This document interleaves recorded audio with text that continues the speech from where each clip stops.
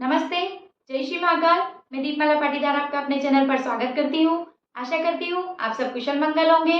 मैं हर रोज आपके लिए शिव पुराण के नए अध्याय का पाठ लेकर आ रही हूँ। आशा करती हूँ आप सब इसका आनंद ले रहे होंगे। तो आइए, कल जहाँ हमने हमारी शिव पुराण को विराम दिया था, आज हम उसे वहीं से शुरू करेंगे। चौथा अध्याय, कामरति विवाह। नारद जी बोले, हे ब्राह्मण, इसके पश्चात फिर क्या हुआ, वह भी आप कृपा करके मुझसे कहिए, क्योंकि भगवान शंभू के सुंदर चरित्रों को की मेरी बड़ी ही अभिलाषा है। ब्रह्मा जी बोले, हे नारद, जब शिव जी अपने स्थान को चले गए और मैं ब्रह्मा भी अंतर्ध्यान हो गया, तब दक्ष ने कंदर्प से कहा, हे कंदर्प, तुम्हारे ही समान गुण वाली मेरी पुत्री को तुम पत्नी के रूप में ग्रहण करो। ऐसा कहकर दक्ष ने अपनी देह के पसीने से एक स्त्री को रति नाम से प्रकट करके उसे कंदर्प के आगे खड़ा कर दिया। दक्ष की उस परम सुंदरी कन्या से विवाह करके काम बड़ा प्रसन्न हुआ। उस समय काम आनंद के कारण ब्रह्मा जी के दिए हुए शाप को भूल गया और मोहित होने के कारण दक्ष जी से कुछ भी न कह सका। उस समय महान सुखदायक आनंद उत्सव हुआ, जिससे अपनी कन्या को प्रसन्न देखकर दक्ष भी बड़े प्रसन्न हुए। पांचवा अध्याय, संध्या की तपस्या। सूत जी बोले, ऋषियों, जब ब्रह्मा जी ने इस प्रकार कहा, तब नारद जी बोले, हे ब्रह्मा जी, जब आप अन्य सभी महान देवता तथा दक्ष प्रजापति भी अपनी पुत्र संध्या को काम के अर्पित करके चले गए, तब संध्या ने क्या किया। तत्वेत्ता ब्रह्मा जी बोले, हे नारद, अब तुम उस संध्या के चरित्र को सुनो, जो पहले संध्या नाम से मेरे ही मन से पैदा हुई और फिर तप करके अपना शरीर त्याग अरुंधति नाम से प्रसिद्ध हुई। उसे मेधातिथि ने उत्पन्न किया था और वशिष्ठ जी ने पत्नी के रूप में उसे ग्रहण किया था। नारद जी ने पूछा कि उसे मेधातिथि ने कैसे उत्पन्न किया और वशिष्ठ जी ने उसे कैसे ग्रहण किया। यह सब अरुंधति के सुंदर चरित्र मुझे सुनाइए। ब्रह्मा जी ने कहा, जब मैं काम को शाप दे अंतर ध्यान हो गया और शिवजी भी चले गए, तब आमर्ष को प्राप्त होकर मेरी पुत्री ने सोचा कि भला मुझसे बढ़कर पापिनी और कौन हो, जिसे देखकर पिता और भ्राता भी काम की इच्छा करते हो। अतः मैं स्वयं ही इस पाप का प्रायश्चित करूंगी। वेद मार्ग से मैं अपने ही अग्नि में जला दूंगी और ऐसी मर्यादा स्थापित करूंगी, जिससे कि संसार में जन्म लेते ही मनुष्य इस प्रकार से कामी न हो। मैं तप की कठिन मर्यादा की स्थापना कर शरीर त्यागूंगी। ऐसा विचार कर संध्या चंद्रभागा नदी में तट पर स्थित चंद्रभागा पर्वत पर चली गई। तब मैं अपनी पुत्री को श्रेष्ठ पर्वत पर तपस्या के लिए गई हुई जानकर अपने संज्ञात्मक पुत्र वशिष्ठ से बोला, हे पुत्र वशिष्ठ, तप के लिए गई हुई पुत्री तपस्विनी संध्या को तुम जाकर भली प्रकार दीक्षा दो। संध्या चंद्रभागा पर्वत के लाल सरोवर के निकट बैठी हुई थी। उसके पास पहुंचकर वशिष्ठ जी ने आदर पूर्वक पूछा, हे भद्रे, तुम किसकी कन्या हो और इस सरोवर पर क्या करने आई हो? यदि वह छिपाने योग्य न हो तो मैं सुनना चाहता हूँ। वशिष्ठ जी को देखकर संध्या ने प्रणाम किया और कहा कि मैं इस निर्जन पर्वत पर तप करने आई हूँ। यदि आप योग्य समझते हो तो मुझे उपदेश करें। वशिष्ठ जी ने फिर कुछ नहीं पूछा, क्योंकि वे सब कुछ जानते थे। तब संध्या से वशिष्ठ जी ने भक्तवत्सल शिव जी का स्मरण कर कहा, अच्छा, तो तुम अब परम आराध्य शिव जी को धारण कर उन्हीं का भजन करो। इससे तुम्हारे सभी मनोरथों की पूर्ति होगी।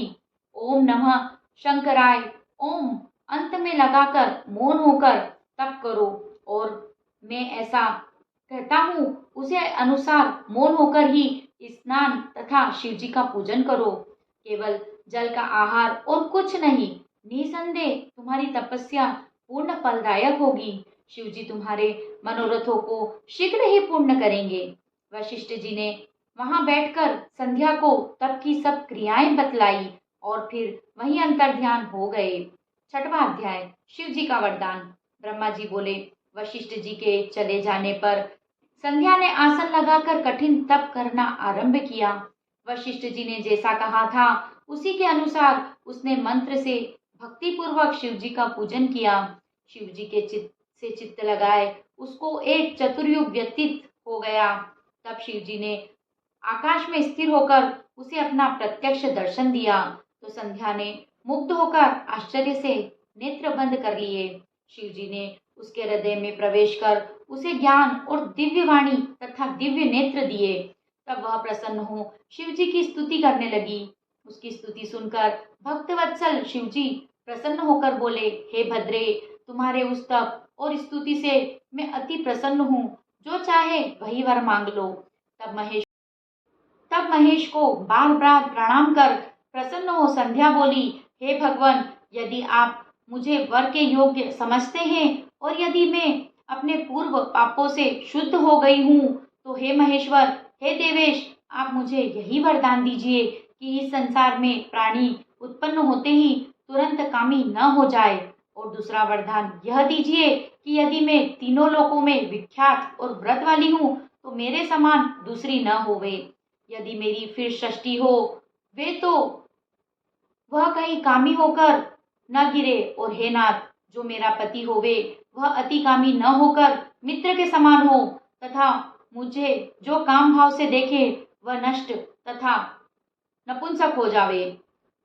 तब शिव जी ने एवमस्तु कहकर संध्या से कहा, हे बद्रे, अब से मैं मनुष्यों की 4 आयु किए देता हूँ, शैशव, कुमार, यौवन और वृद्ध।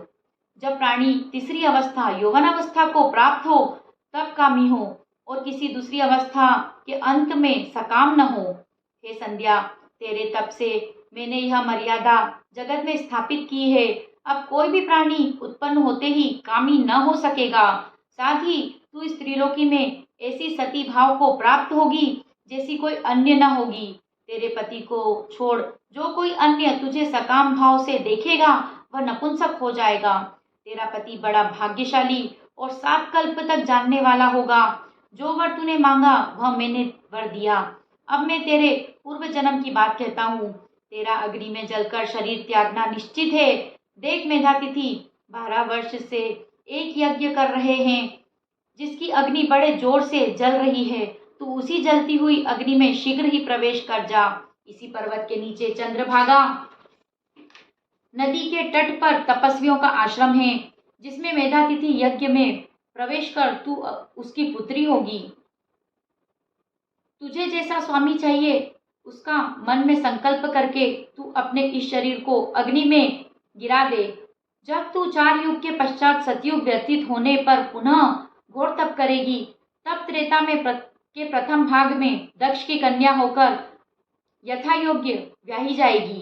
तेरे और भी बहुत सी बहनें होगी जिनमें से तेरा पति दक्ष 27 कन्याओं तो चंद्रमा को देंगे, किंतु चंद्रमा उन सबको छोड़कर केवल रोहिणी से बहुत प्रसन्न रहा करेंगे। इससे क्रोधित हो तेरे पिता दक्ष चंद्रमा को शाप दे देंगे और समस्त देवता तेरी शरण में आवेंगे। ऐसा कहकर शंकर जी अंतर्ध्यान हो गए। आज की शिव कथा को हम यहीं विराम देंगे और अब करेंगे शिव जी की आरती।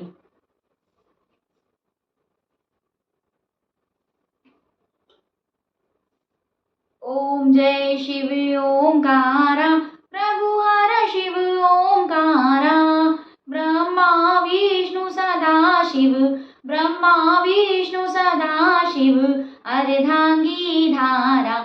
ओम जय शिव ओंकारा, एकानन चतुरानन, पंचानन राजे शिव, पंचानन राजे, हंसानन गरुड़ासन, हंसानन गरुड़ासन, विश्वाहन साजे। ओम जय शिव ओंकारा, 2 भुज 4 चतुर्भुज, 10 भुज से सोहे शिव, 10 भुज से सोहे, तीनों रूप निरखता शिव जी का रूप निरखता, त्रिभुवन मन मोहे। ओम जय शिव ओंकारा, अक्षमाला वनमाला, मुंडमाला धारी शिव, मुंडमाला धारी, चंदन मृग मृग चंदा, चंदन मृग मृग चंदा, भोले शुभकारी। ओम जय शिव ओंकारा, श्वेतांबर पीतांबर, बाघंबरी अंगे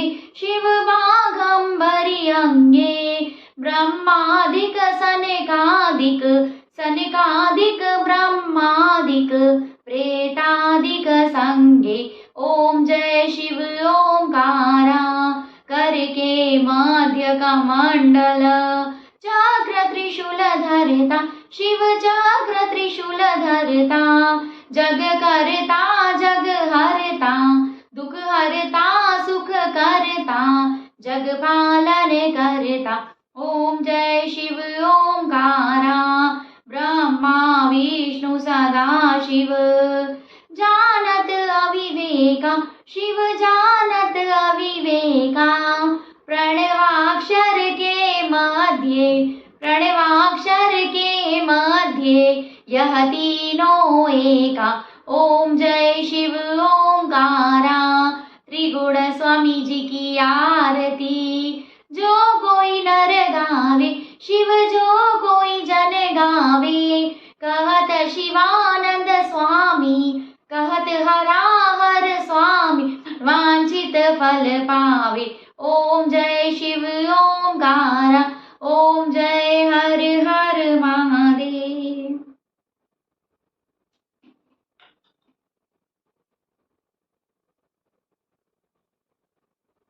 अगर आपको मेरा वीडियो पसंद आया हो तो इसे लाइक करें, शेयर करें, और अगर आप मेरे चैनल पे नए हो तो इसे सब्सक्राइब जरूर करें। Thank you. जय श्री महाकाल।